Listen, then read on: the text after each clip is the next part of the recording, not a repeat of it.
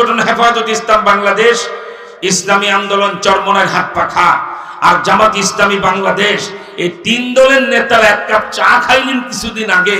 আমি বুঝলাম না, আওয়ামী লীগের মাথা নষ্ট হোক ভালো কথা, কিন্তু বিএনপির মহাসচিবের পেটে পাতলা পায়খানা কেন হলো আমি বুঝতে পারলাম।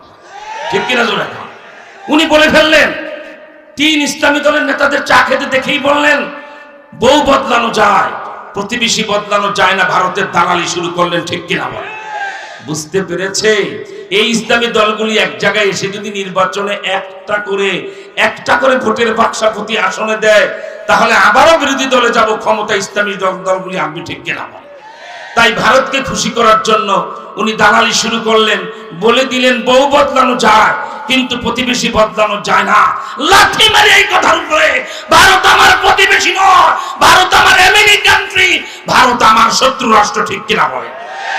I can challenge not only Bangladesh, all countries of the world, side to side, and corner to corner, all over the world. আসেন ফখরুল সাহেব, আমার থেকে মিলে আলোচনায় আসেন, প্রমাণ করে দেব আপনার কথা মিথ্যা।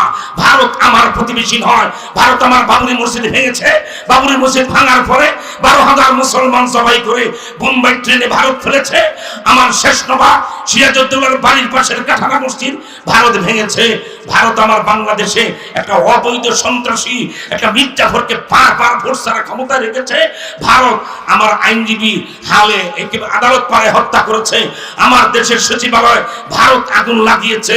এরপরে ভারতকে আমরা প্রতিবেশী বলতে পারি না। ঠিক কিনা?